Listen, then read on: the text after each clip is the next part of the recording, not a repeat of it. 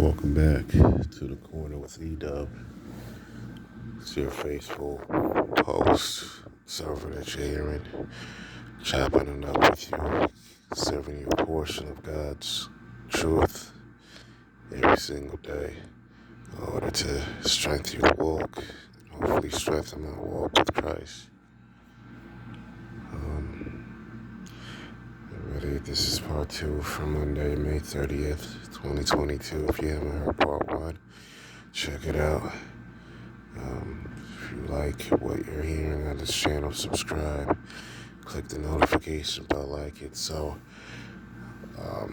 you know, and you'll see more of the videos that's put up on your main feed.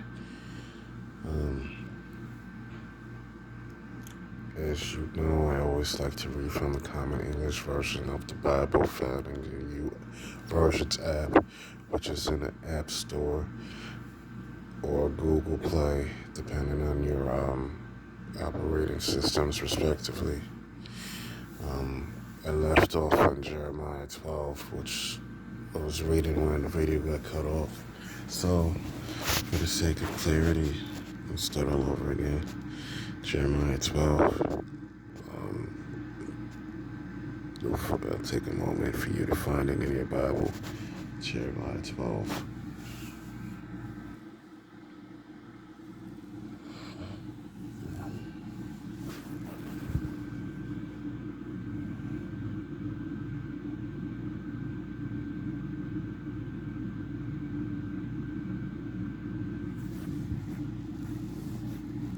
Okay. If I took you to court, Lord, you will win. But I still have questions about your justice. Why do guilty persons enjoy success? Why are evildoers so happy? You plant them and they take root. They flourish and they bear fruit. You are always on their lips, but far from their hearts. Yet you, Lord, you know me. You see me. You can tell that I love you. So drag them away and butcher them like sheep. Prepare them for the slaughterhouse. How long will the land mourn and the grass in the fields dry up? The animals and the birds are swept away due to the evil of those in the land. The people say God doesn't see what we're up to. If you have raced with people and are worn out, how will you compete with the horses? If you fall down in an open field, how would you survive in a forest along the Jordan?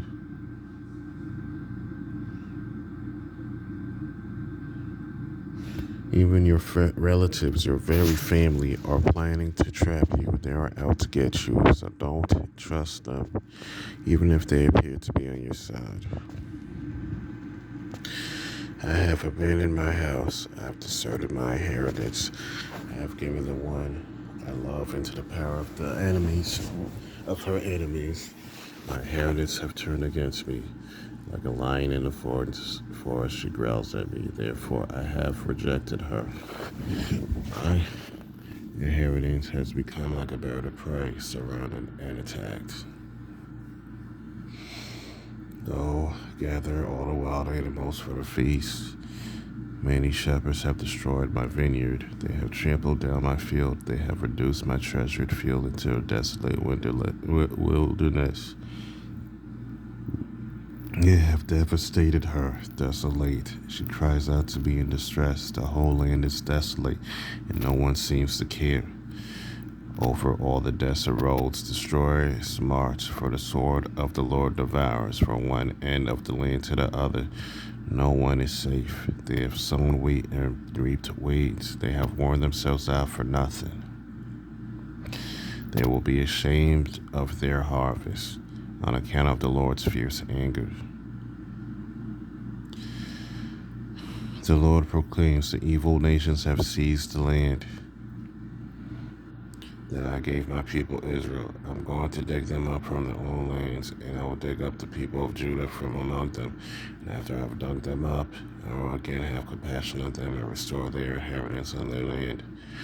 in their land. And then if they will learn the ways of my people to make a solemn pledge in the name as the Lord lives, just as they once taught my people to swear to bow, then they will be built up in the midst of my people. But if they don't listen, I will dig up that nation. Yes, I will dig up and destroy, declares the Lord.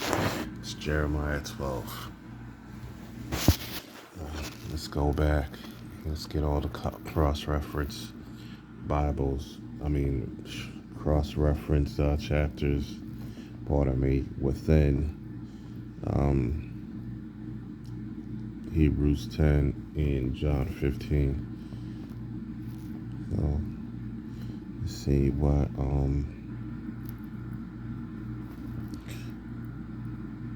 what's doing for those two chapters.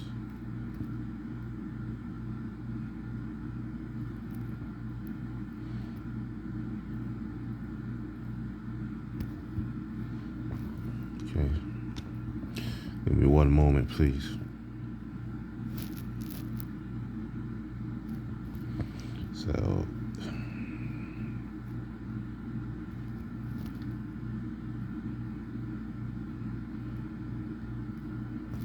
So for Hebrews, we got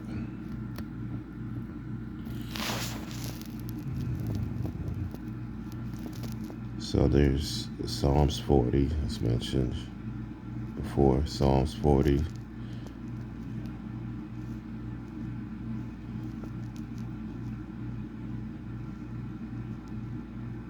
Jeremiah 31.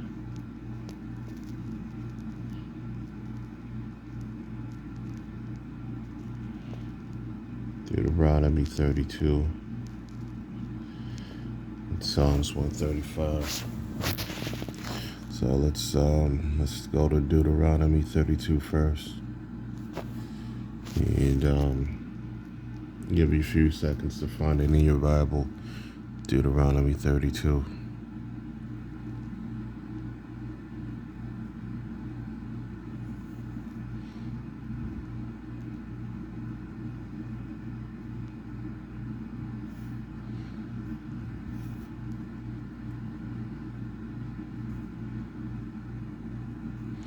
Heaven, pay attention and I will speak. Earth, listen to the words of my mouth. My teaching will fall like raindrops. My speech will settle like dew, like gentle rains on grass, like spring showers on all that is green. Because I proclaim the Lord's name. Give praise to our God, the rock. His acts are perfection. No doubt about it, all his ways are right. He's the faithful God, never deceiving, although righteous and true is he. But children who weren't his own sinned against him with their defects.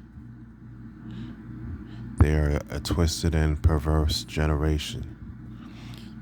Is that how you thank the Lord, you stupid, senseless people? Is he your father, your creator? Didn't he make you and establish you? Remember the days long past. Consider the years long gone. Ask your father, he will tell you about it. Ask your elders, they will give you the details. When the God Most High divided up the nations, when he divided up humankind, he divided the people's boundaries based on the number of gods. Surely the Lord's property was his people. Jacob was his part of their inheritance. God found Israel in a wild land, in a howling desert wasteland. He protected him and cared for him and watched over him with his very own eye, like an eagle protecting its nest, hovering over its young. God spread out his wings and took hold of Israel, carried him on his back. The Lord alone led Israel. No foreign God assisted. God made Israel glide over the highlands. He fed him with food from the field, nursed him with honey from a boulder, with oil from a hard rock, curds from the herd, milk from the flock, along with the best of the lambs, rams from Bashan, he-goats too, along with the finest wheat, and for drink, wine from the juiciest grapes. Jacob ate until he was stuffed. Jeshurun got fat, then rebellious.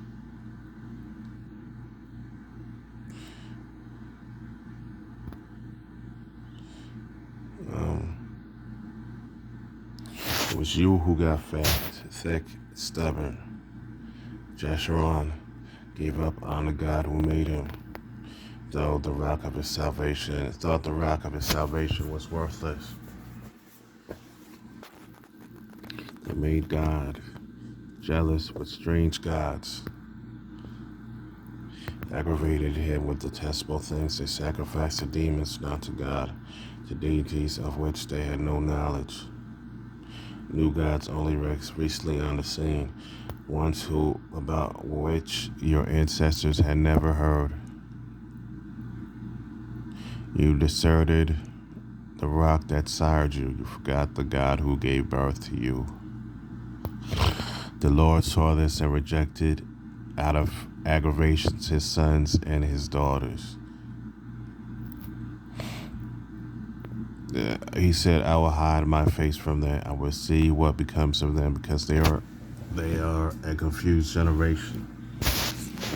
They are children lacking loyalty. They provoked me with no gods, aggravated me with their pieces of junk. So I'm going to provoke them with no people, aggravate them with a nation of fools. A fire burns in me. It will blaze to the depths of the grave.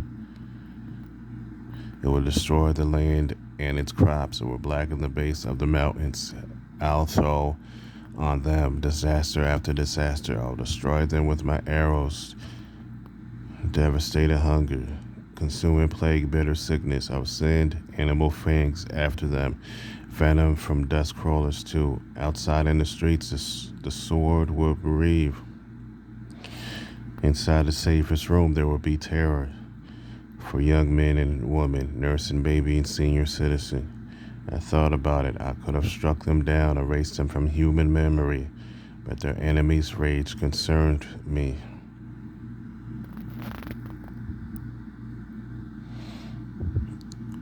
Their opponents might misunderstand. They might say our strong hands, not the Lord's, did all this, because they are not a thoughtful nation. They lack any insight.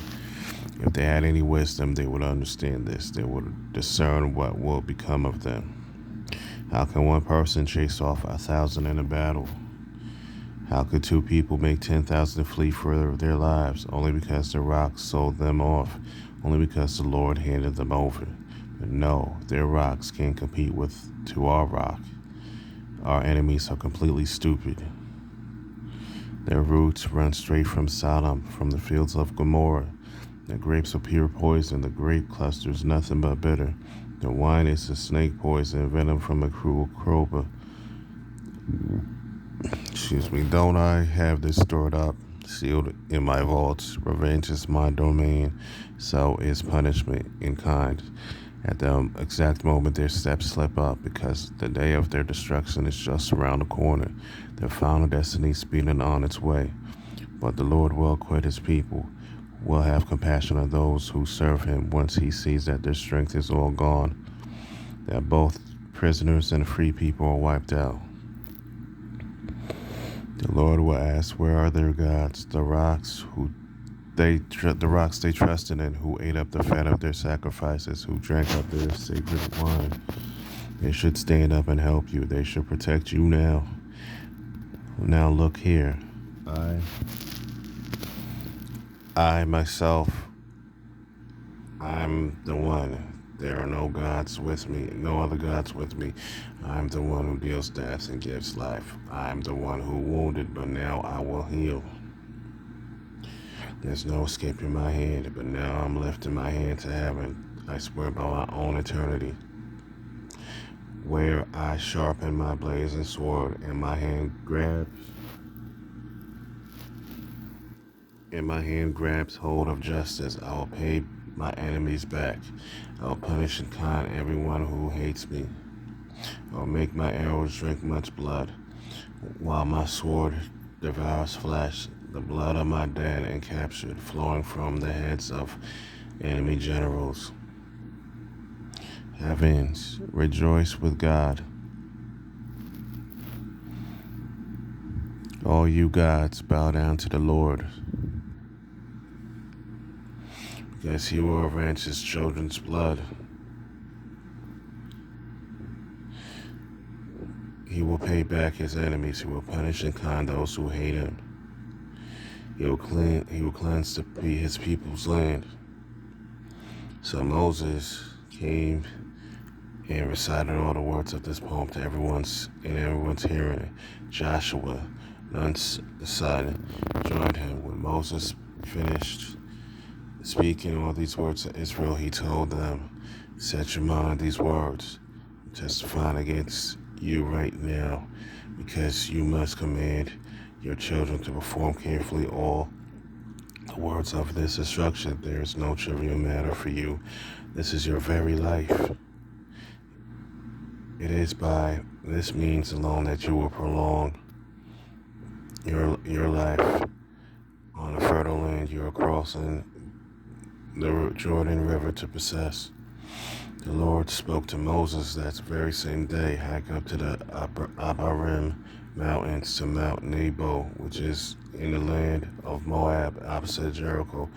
Take a good look at the land of Canaan, which I'm giving to the Israelites as their property. You will die on the mountain you have hiked up, and you will be gathered to your people, just like your brother Aaron, who died on Mount Hor and was gathered to his people, because the two of you were unfaithful towards me in front of the Israelites at the waters of the Meribah Kadesh in the Sin wilderness, because you didn't treat me with proper respect before the Israelites. You can look at the land from the other side of the river, but you won't enter there. It's Deuteronomy 29.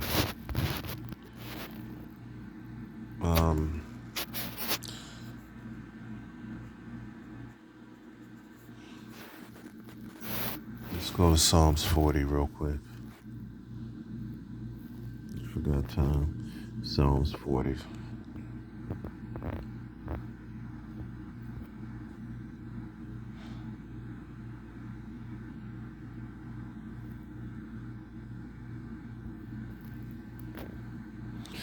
I put all my hope in the Lord. He leaned down to me. He listened to my cry for help. He lifted me out of the pit of death, out of the mud and filth, and set my feet on solid rock. He steadied my legs. He put a new song in my mouth, a song of praise for our God. Many people will learn of this and be amazed and will trust the Lord. Those who put their trust in the Lord, who pay no attention to the proud or to those who follow lies, are truly happy. You, Lord my God, you've done so many things, your wonderful deeds and your plans for us. No one can compare with you. If I were to proclaim and talk about all of them, they would be too numerous to count. You don't relish on sacrifices or offerings. You don't require entirely burnt offerings and compensations or offerings, but you have given me ears. So I've said, here I come. I'm inscribed in the written scroll. I want to do your will, my God. Your instruction is deep within me. I told the good news of your righteousness in the great assembly. I didn't hold anything back, as you well know, Lord. I didn't keep your righteousness only to myself. I declared your faithfulness and your salvation. I didn't hide your loyal love and trustworthiness from the great assembly. So now, you, Lord, don't hold back any of your compassion for me. Let your loyal love and faithfulness always protect me, because countless evils surround me. My wrongdoings have caught up with me. I can't see a thing. There's more of them than hairs on my head. My courage leaves me. Favor me, Lord, and deliver me. Lord, come quickly and help me. Let those who seek my life, who want me dead, be disgraced and be put to shame. Let those who want to do me harm be thoroughly frustrated and humiliated. Let those who say to me, yes, oh yes, be destroyed by their shame. The yes, oh yes is also referred to in Psalms 35, verse 21 and 25. We'll go there in the next part. But let all who seek you celebrate and rejoice in you. Let those who love your salvation always say the Lord is great, but me, I'm weak and needy. Let my Lord think of me. You're my helper and my rescuer, my God. Don't wait any longer. Psalms 40. I'll be back with part 3 to continue on with everything else that may help you strengthen your walk in Christ. This is the corner with E-Dub, your host and server, E-Dub. Be right back with part 3.